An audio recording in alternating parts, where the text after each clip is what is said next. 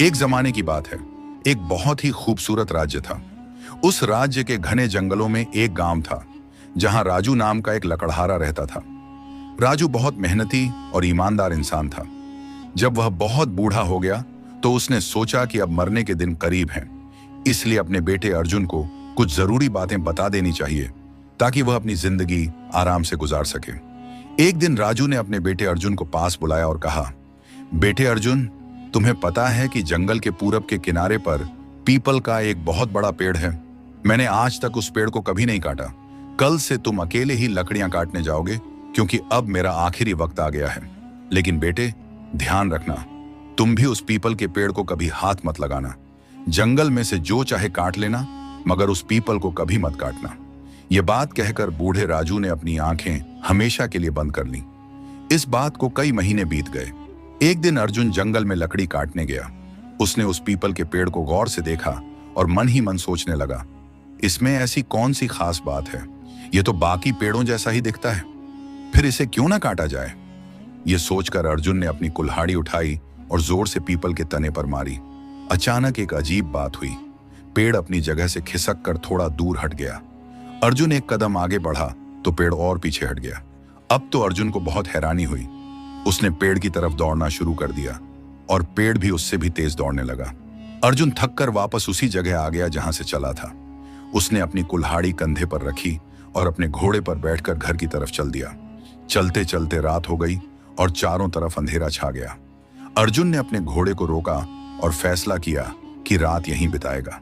उसने घोड़े को एक पेड़ से बांधा और खुद ऊपर चढ़कर एक मोटी डाल पर बैठ गया। जैसे ही सुबह हुई, अर्जुन पेड़ से नीचे उतरा, लेकिन यह क्या, जहां रात को घोड़ा बंधा था वहां सिर्फ हड्डियों का ढेर पड़ा था और कुछ कदम की दूरी पर वहीं पीपल का पेड़ खड़ा था। अर्जुन ने अपनी कुल्हाड़ी कंधे पर रखते हुए कहा, अच्छी बात है, अब मैं पैदल ही तुम्हारा पीछा करूंगा। पीपल का पेड़ और अर्जुन दोनों आगे पीछे चलते हुए पहाड़ों, घाटियों और मैदानों से गुजरते रहे। शाम हो गई और दिन का उजाला धीरे धीरे कम होने लगा। यह रात भी अर्जुन ने एक पेड़ पर बिताई। अगले दिन फिर से अर्जुन पीपल के पेड़ के पीछे दौड़ने लगा। तीसरे दिन एक बहुत ही अजीब घटना हुई जिससे अर्जुन पीपल के पेड़ को बिल्कुल भूल गया। अचानक उसके सामने एक बड़ा सांप और एक खूबसूरत हिरण आ गए। सांप और हिरण आपस में लड़ रहे थे। सांप हिरण को निगलने की कोशिश कर रहा था, लेकिन हिरण के लंबे लंबे सींग बीच में आ रहे थे और हिरण सांप के मुंह में फंस गया था। अर्जुन को अपनी आंखों पर यकीन नहीं हुआ। वह हैरान होकर वहीं खड़ा रह गया। उसका दिमाग काम नहीं कर रहा था। हिरण ने जब अर्जुन को देखा तो मदद के लिए चिल्लाया, बचाओ बचाओ, भगवान के लिए सांप को मार दो। जब तक जीऊंगा तुम्हारा एहसान मानूंगा। जरा इसके सींग तो काट दो। सांप ने भी अर्जुन से कहा, मैं तुम्हें माला माल कर दूंगा। बिना कुछ सोचे समझे अर्जुन ने अपनी कुल्हाड़ी उठाई और हिरण के सींगों पर मारी। दोनों सींग कटकर दूर जा गिरे। सांप ने पूरे हिरण को अपने पेट में उतार लिया। अब सांप ने आराम से अर्जुन की तरफ देखा और कहा, मैं तुम्हें इस मदद के बदले बहुत सारी दौलत दूंगा। यह कहकर सांप अर्जुन के साथ साथ चलने लगा। दोनों बातें करते हुए चलते रहे। रास्ते में एक झील आ गई। सांप ने कहा, तुम यहां मेरा इंतजार करो, मैं जरा नहाकर ताजा हो लूं। अगर कुछ अजीब हो तो डरना मत। यह कहकर सांप पानी में कूद गया। उसी पल तेज आंधी चलने लगी। चीखती चिल्लाती हवा के साथ बारिश भी होने लगी। बिजली इतनी जोर से चमकती थी कि लगता था आसमान फट जाएगा। काले काले बादल एक दूसरे से टकराकर जोर की गड़गड़ाहट पैदा कर रहे थे। जब तक सांप पानी में नहाता रहा, यह सब चलता रहा। जैसे ही वह पानी से बाहर आया, तूफान थम गया और हर तरफ शांति छा गई। सांप ने अर्जुन को बताया, नहाकर मेरी थकान दूर हो गई है, अब हमारा सफर आराम से कटेगा। दोनों फिर चलने लगे। रास्ते के दोनों तरफ तरह तरह के खूबसूरत फूल खिले थे। कभी उन्हें तोड़ते, कभी हंसते और कभी गाते नाचते वे आगे बढ़ते रहे।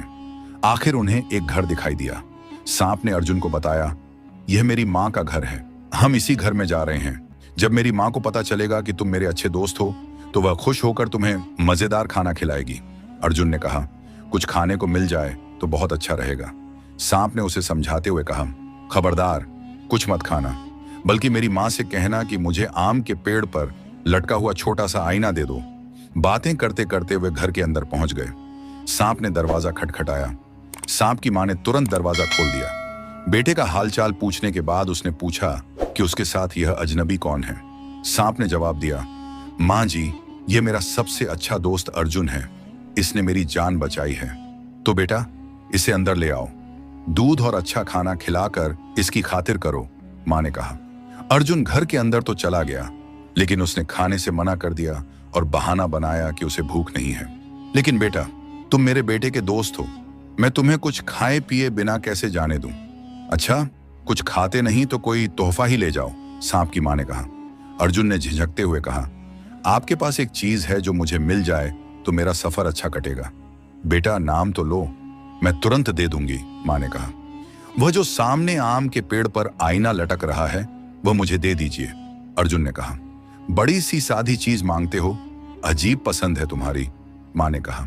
क्या करूं, यह साधा सा आईना ही मेरे काम आएगा, अर्जुन ने जवाब दिया।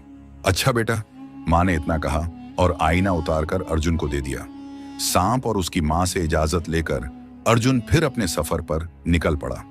चलते चलते उसे अचानक ख्याल आया कि सांप ने अपनी मां से मुझे आईना क्यों दिलवाया। जरूर कुछ तो मकसद होगा। यह सोचकर उसने जेब से आईना निकाला, उसकी पीठ को अच्छी तरह देखा, फिर उलट पुलट कर उसमें अपना चेहरा देखने लगा। लेकिन आईने में उसे अपने चेहरे के बजाय एक परी नजर आई। उस परी ने बड़े अदब से झुककर उससे कहा, क्या हुक्म है राजकुमार? इस अजीब घटना ने अर्जुन के होश उड़ा दिए। वह 1 मिनट तक खड़ा रहा। हैरानी में उसके मुंह से बात नहीं निकल रही थी। बहुत देर बाद वह समझा कि परी उससे हुक्म देने के लिए कह रही है। उस वक्त अर्जुन को जोर की भूख लगी थी। मुझे भूख लगी है, कुछ खाने को चाहिए, उसने कहा। मुंह से शब्द निकलना था कि अर्जुन के सामने एक दस्तरखान बिछ गया, जिस पर तरह तरह के खाने रखे थे। परी गायब हो गई। खाना इतना स्वादिष्ट था कि बेचारा अर्जुन सोच भी नहीं सकता था। तो आईने का यह मतलब है, अर्जुन ने दिल ही दिल में कहा। यकीनन यह जादू का आईना है। उसने जेब से फिर आईना निकाला और उसमें झांका। परी फिर हाजिर हो गई और बोली, क्या हुक्म है राजकुमार? अब बेचारे अर्जुन को कुछ नहीं सूझ रहा था कि क्या मांगे। अचानक उसे ख्याल आया कि उसकी देखभाल राजकुमार की तरह हो रही है। राजकुमार के लिए महल भी तो होना चाहिए। उसने जोर से कहा, मेरा महल कहाँ है? पलक झपकते ही वह एक शानदार महल के मुख्य दरवाजे पर खड़ा था। वह राजाओं की तरह चलता हुआ और महल की सजावट देखता हुआ अंदर गया। बड़े बड़े कमरों में कीमती कालीन बिछे थे। दरवाजों पर भारी पर्दे लटक रहे थे। अर्जुन आईने की करामात देख देखकर हैरान हो रहा था। उसने दिल में कहा, इस महल में रहने के लिए मेरे साथ मेरी पत्नी का होना भी जरूरी है, और यह पत्नी अगर राजा की बेटी हो तो वाह, आईने से राजकुमारी मांगनी चाहिए। यह ख्याल आते ही अर्जुन ने आईने में झांका। परी ने हाजिर होकर पूछा, क्या हुक्म है सरकार? राजा की बेटी को यहां लेकर आओ। अर्जुन ने तुरंत हुक्म दिया। दूसरे ही पल राजकुमारी कमला उसके पास बैठी थी। अर्जुन उसे पाकर बहुत खुश हुआ और उसने उसी दिन उससे शादी कर ली। राजकुमारी कमला के इस तरह अचानक गायब हो जाने से शाही महल में बहुत हंगामा मच गया। नौकरों ने महल का कोना कोना छान मारा, मगर राजकुमारी का कहीं कुछ पता नहीं चला। आखिर राजा ने हुक्म दिया कि पूरे देश में ऐलान करा दिया जाए कि जो शख्स राजकुमारी को ढूंढेगा उसे मुंह मांगा इनाम दिया जाएगा। राजकुमारी के मिलने की उम्मीद खत्म हो चुकी थी कि एक दिन मालिनी नाम की एक बूढ़ी औरत महल में आई। उसने कहा कि वह राजकुमारी के बारे में राजा से बात करना चाहती है। मालिनी को तुरंत राजा के सामने पेश किया गया। मालिनी ने कहना शुरू किया, महाराज, आपके राज्य में राजकुमारी का कहीं सुराग नहीं मिला। इससे साफ है कि वह किसी ऐसे देश में चली गई है जो 7 समुंदर पार है, और यह भी हो सकता है कि वह ऐसी जगह हो जिसके बारे में इंसान सोच भी नहीं सकता। राजा ने बेचैन होकर पूछा, तुम्हारी क्या योजना है? पहले तो आप लकड़ी का एक संदूक बनवाएं, फिर उस संदूक पर जस्ते की चादर मंगवाएं। संदूक इतना बड़ा हो कि मैं उसमें बैठ और लेट सकूं, और मेरे साथ 9 दिन की खुराक भी रखी जा सके। जब मैं उसमें बैठ जाऊं तो आप उसका ढक्कन मजबूती से बंद करके खुले समुंदर में फेंक देना। राजा को जहां भी जरा सी उम्मीद नजर आती, खुश हो जाता। उसने उसी वक्त संदूक तैयार करने का हुक्म दिया। फिर मालिनी को संदूक में बिठाकर 9 दिन की खुराक उसमें रख दी। उसके बाद ढक्कन अच्छी तरह बंद करके संदूक समुंदर में फेंक दिया। समुंदर की लहरें जल्द ही संदूक को खुले पानी में ले गईं। संदूक दिन रात पानी की लहरों पर डोलता और बहता रहा। आखिर एक दिन सुबह के वक्त समुंदर के किनारे मछुआरों ने पानी में जाल फेंका तो उनकी नजर उस संदूक पर पड़ी। यह तट उस देश का था जहां अर्जुन का महल था। मछुआरों ने रस्सियों की मदद से उस भारी संदूक को किनारे तक खींच लिया। संदूक को खोलकर देखने का शौक सबको था।